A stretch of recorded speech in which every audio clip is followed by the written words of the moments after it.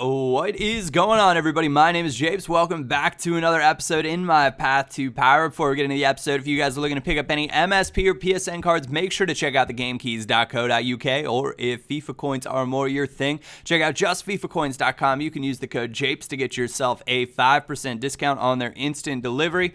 So here we go. We're coming up against a 4-3-3 false 9 team first round of the Cup. Yet again, he's got Diego Costa as a center forward, and to me that says free win.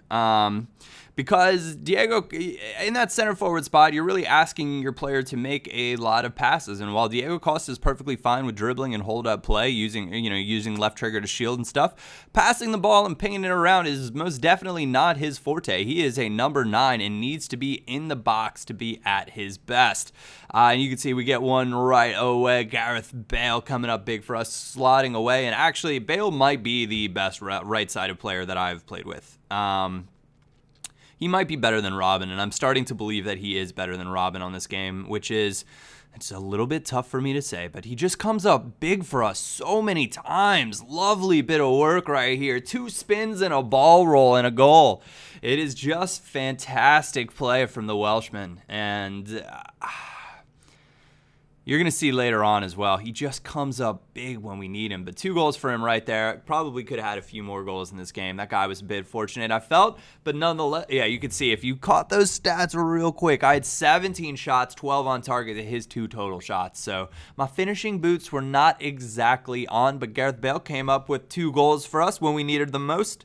And it allows us to progress on to the next round. So away we go into the next round of the Cup. And I'm trying to essentially play this tournament as many times as possible with the squad that I know I'm capable of winning it with, and get as many of those untradeable packs as I possibly can. So unfortunately today I will not be able to play it that many more times. I'm doing some American football activities, so I will not be around for much of the day. The end of the team of the year for me was really yesterday. But Gareth Bale slipping free again. It was a lovely first touch to set up the second, and at that point, the guy was flustered because I'd absolutely beaten him, and it was one guy he knew he had to guess because Bale was going full tilt.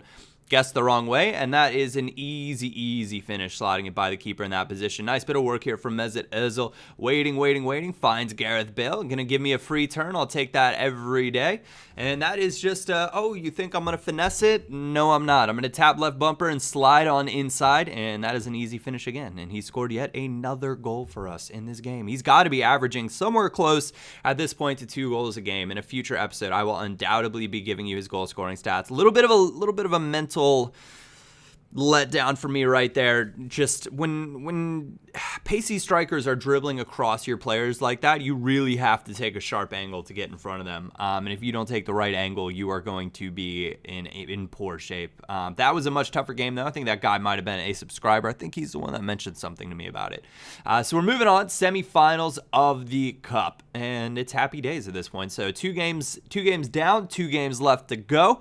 Team is performing brilliantly. As you know, I also got asked if I would upgrade anybody on this team.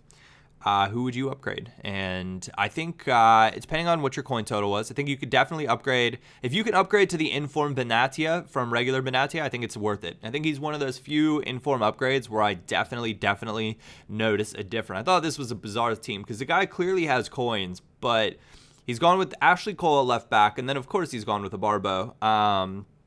He just, I don't know, but I do rate the Vidal pickup, and I think Vidal maybe scores a nice goal on me this game, or that might have been a different game. Too many games played in too short a time. A nice bit of work. Carvajal gets into possession, finds a pass inside to Tony Cruz, giving me a 1-0 lead. But other upgrades, you could easily throw or move Schürrle out of this one. Though actually, Ozil might need the Schürrle chemistry. Though you could move...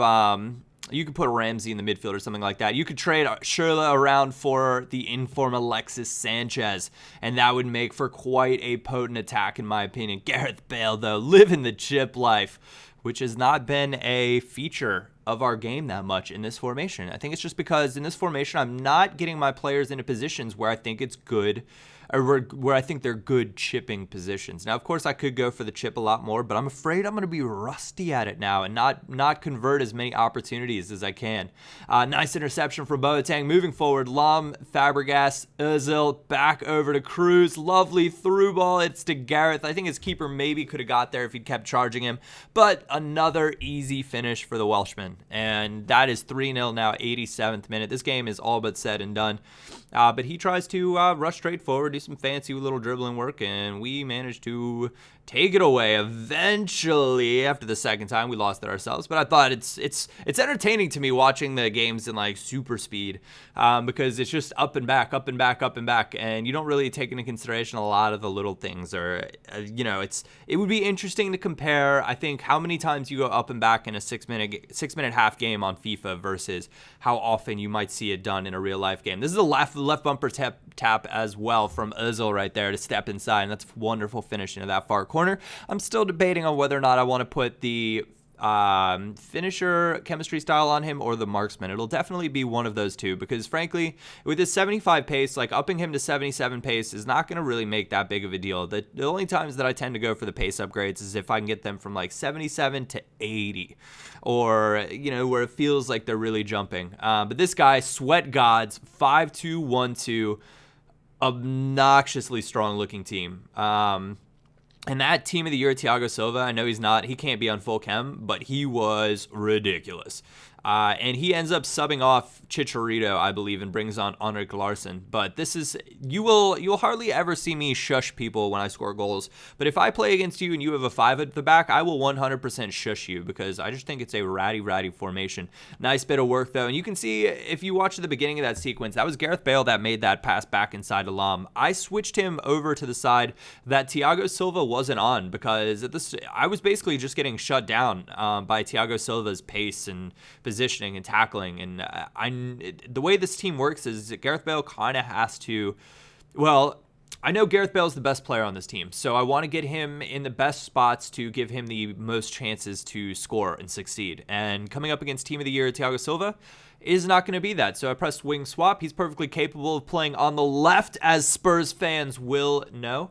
But we managed to intercept a pass right there, and it is brilliant. Gareth Bale, give him a bit of free space. An absolute thunderbolt. Curls it with the outside of the boot into the far corner around Manuel Neuer, and get shushed.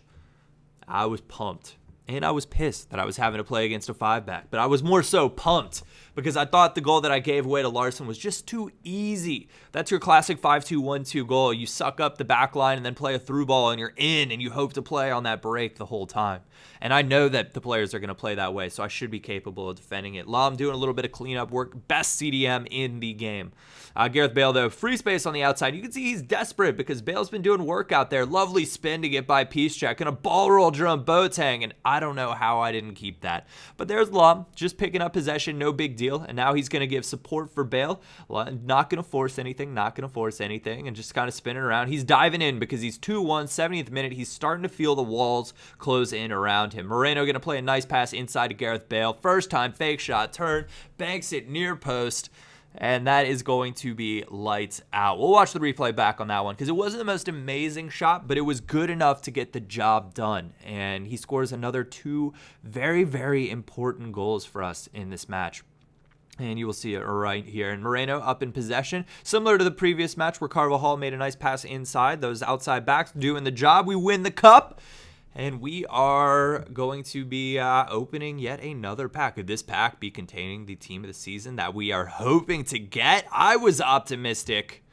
And FIFA was not so, it just wasn't working with me here. We do pick up Roman Weidenfeller, and he's a good keeper to have on the team. We can definitely, replace Leno with him if that is something we want to do. But that is where we're going to close out this episode. I hope you guys did enjoy it. If you did, a like or thumbs up would be greatly appreciated. Other than that, my name is Japes, and I will catch you all next time.